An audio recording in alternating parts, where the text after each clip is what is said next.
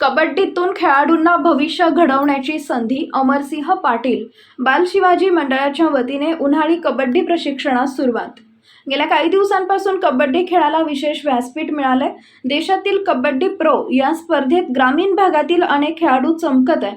त्यामुळे कबड्डीचे तंत्रशुद्ध प्रशिक्षण घेऊन या परिसरातील खेळाडूंनी आपले भविष्य घडवण्याची संधी प्राप्त करून घ्यावी, असे आवाहन बाल शिवाजी मंडळाचे उपाध्यक्ष व माजी नगराध्यक्ष अमरसिंह पाटील यांनी केले. येथील बाल शिवाजी मंडळाच्या वतीने 10 दिवसाचे उन्हाळी कबड्डी प्रशिक्षण शिबिरास मंडळाचे उपाध्यक्ष अमरसिंह पाटील व अध्यक्ष रावसाहेब देसाई, सचिव प्राध्यापक अण्णासाहेब माने गावडे यांच्या व मान्यवरांच्या उपस्थितीत सुरुवात झाली. यावेळी अमरसिंह पाटील हे उपस्थित खेळाडूंना मार्गदर्शन करत होते. बाल शिवाजी मंडळाचे अध्यक्ष रावसाहेब देसाई म्हणाले की लहानपणापासूनच खेळाडूंना मैदानी खेळाची आवड असणं गरजेचं आहे. भविष्यात कबड्डीतून आपले करिअर उज्ज्वल घडेल, यासाठी कबड्डी प्रशिक्षणाची गरज आहे.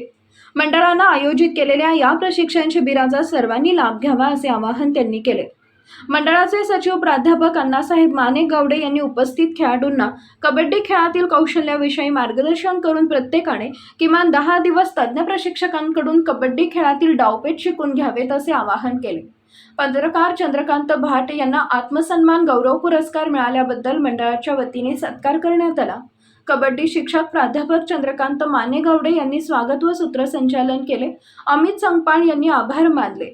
यावेळी कबड्डी प्रशिक्षक शहाजान शेख, संदीप चुडमुंगे, नरेंद्र माने, नंदू जाधव, किरण माने गावडे, माजी नगरसेवक विजय उर्फ दादासो कोळी, NY जाधव, रावसाहेब पाटील, मलिक वाडे, पत्रकार चंद्रकांत भाट, संजय माने, मंडळाचे ज्येष्ठ खेळाडू नंदू गावडे, उदय आवळे, बुद्धाजी चुडमुंगे, शाहुल कोळी, धैर्यशील पाटील, रामजी पाटील, हरीश माने यांच्यासह मंडळाचे आजी माजी खेळाडू, प्रशिक्षणार्थी खेळाडू मोठ्या संख्येने उपस्थित होते.